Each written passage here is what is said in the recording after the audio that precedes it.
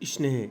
स्नेह का अर्थ होता है प्रेम या किसी को हृदय से चाहना, उसको प्रेम करना स्नेह कहलाता है। अब इस कहानी में पढ़ेंगे हम स्नेह के बारे में। उमा स्नान करके पूजा की कोठरी की ओर जा रही थी। उसने देखा कि शशि की कोठरी में से दो आंखें बड़ी उत्सुकता से उसकी ओर ताक रही हैं। उससे रहा न गया। वहां जाकर पूछा, क्या कहते हो शशि? शशि कांप उठा, बोला, नहीं कुछ नहीं। उमा ने फिर कहा, बोलो, हम आ गए हैं, क्या कहते हो? शशि फिर भी नहीं बोला। उसने केवल उमा की ओर देख भर लिया। उसकी आंखों में पानी उमड़ आया था। उमा कातर हुई। उसने कहा, तुम रोते क्यों हो बच्चे? इस बार शशि बोला, चाची तुम चली जाओ, नहीं तो ताई आकर मुझे मारेगी। क्यों मारेगी?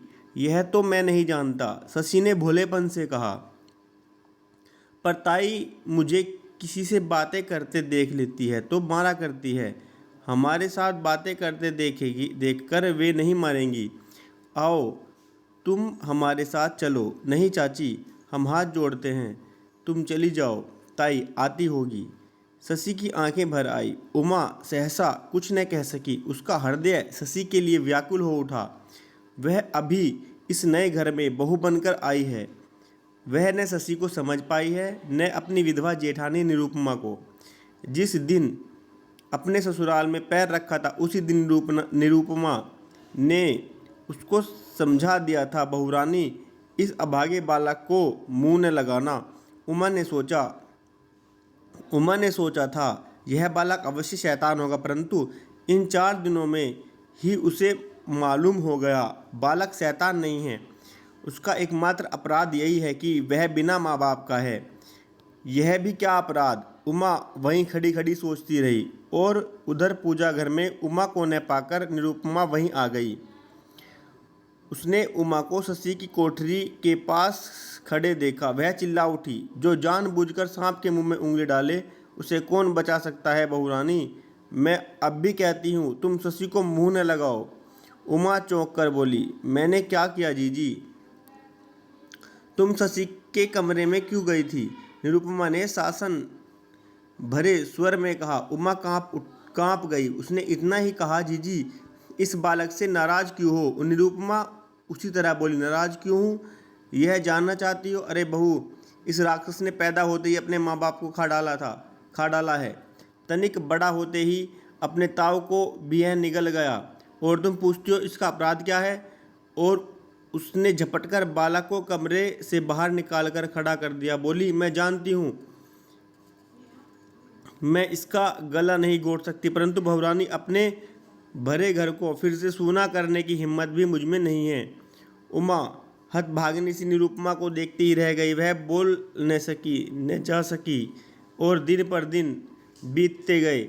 नई बहू अब पुरानी हुई, परंतु शशि के प्रति निरुपमा की कठोरता समय के साथ साथ बढ़ती गई। एक दिन सहसा करके उमा अपने पति से कहा, आप जीजी को समझाते क्यों नहीं? अमूल्य बाबू अचरज से बोले, किस लिए उमा? कि वे शशि के प्रति इतना कठोर न हो। तुम नहीं जानती उमा, भाभी उसे बहुत प्यार करती है, परंतु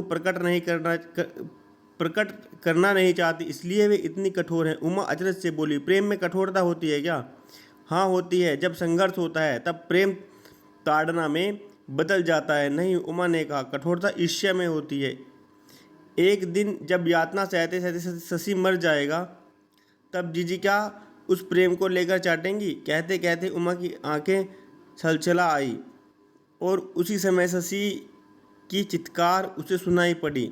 दोनों चौंक पड़े। उमा जल्दी से उस ओर चली गई। उसने देखा निरुपमा शशि को मार डालने पर तुली है और बालक बिलबिलाकर कह रहा है, इस बार माफ़ कर दो, अब नहीं करूँगा।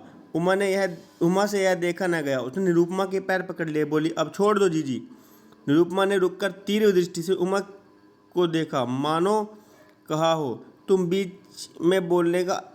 बीच में बोलने का क्या अधिकार है? उमा ने पूछा, बात क्या थी जीजी? क्रोध से भरी निरुपमा बोली, तुम्हारे लाड़ की बात थी बहू।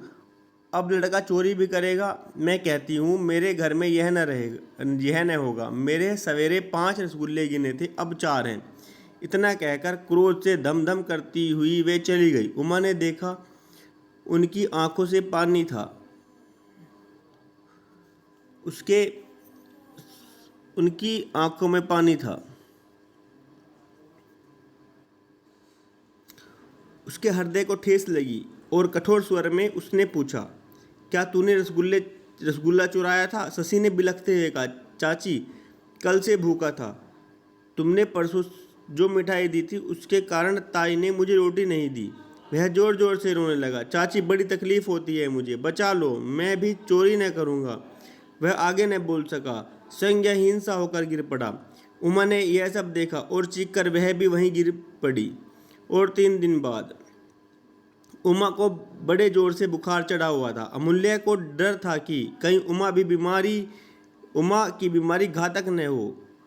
वह बार बार बेहोश हो जाती। वह गर्भवती थी। निरुपमा ने उसकी यह दशा देखकर कहा, मैंने इसे कई बार मना किया। अमूल्य, इस अभागे बालक की छाया भी कष्ट की छाया है। अमूल्य मुस्कुराकर रह गए और थोड़ी देर बाद जब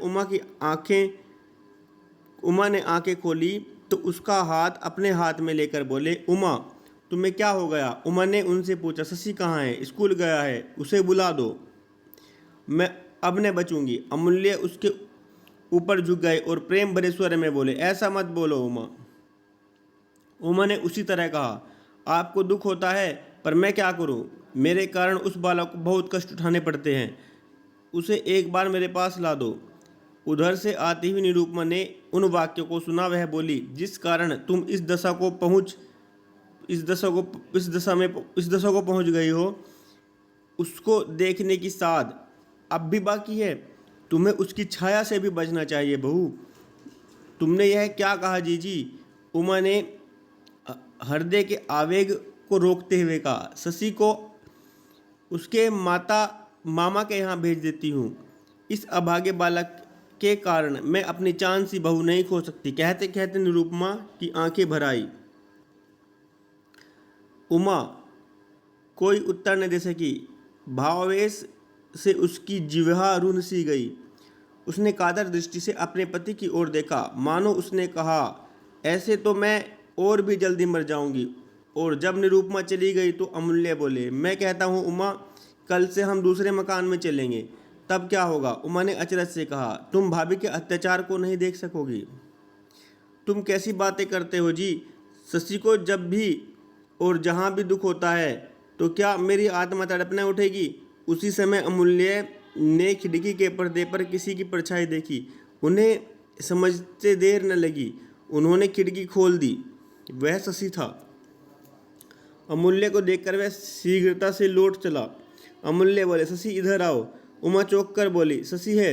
लेकिन शशि रुका नहीं। अमूल्य ने उमा से कहा, जिससे तुम स्नेह करती हो, जिसे तुम सुखी देखना चाहती हो, उसके लिए तुम्हें यह मकान छोड़ना ही होगा। उमा बोली, त्याग, इसमें क्या है? पर सोचती हूँ हम कायर नहीं है, परंतु शशि के दुख का प्रधान कारण तुम हो उमा। तुम बीच से हट जाओगी तो भाभी इतना कठोर न होंगी। उमा ने सोचा कि अमूल्य ठीक कहते हैं। दूसरे के अधिकार की वस्तु को अपना बनाकर कौन सुखी रह सकता है? शशि जीजी से अलग नहीं हो सकता और न जाने क्यों उस अभागे बालक पर मेरी इतनी ममता है, न जाने क्यों। उमा का हृदय करुणा से भरने लगा। उसने कहा, यदि हमारे चले जाने से उसके कष्ट कम होते हैं तो हमें चले जाना होगा। उमा की गोदी अब 1 साल का बालक था। उमा की गोदी में अब 1 साल का बालक था।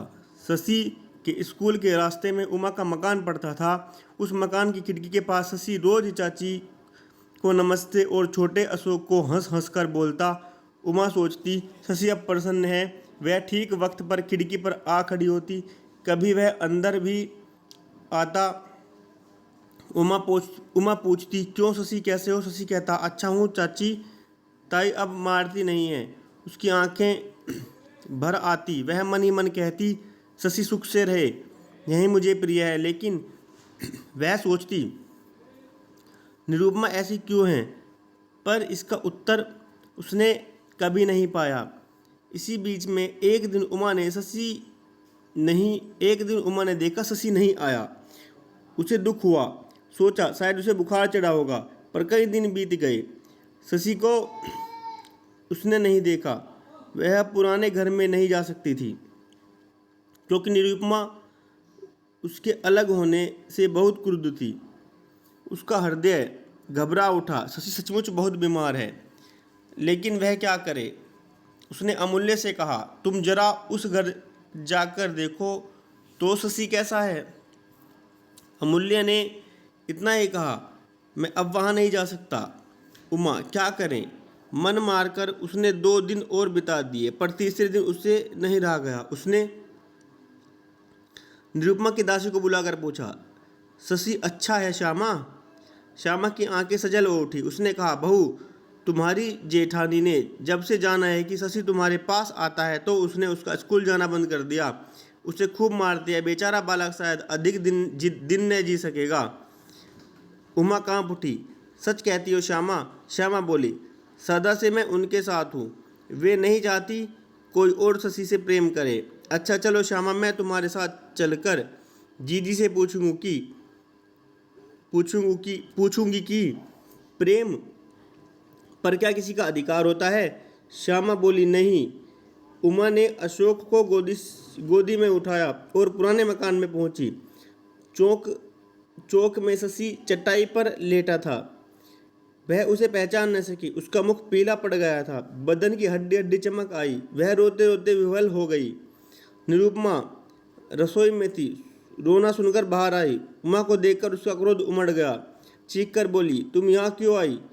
उमा ने अपनी जेठानी को की और तीव्र दृष्टि से देखा और बोली, तुम्हारे अंदर में जो आग लगी है उसी की भूख बुझाने आई हूँ राक्षसी। और उसने अशोक को उठाकर उसके चरणों में डाल दिया।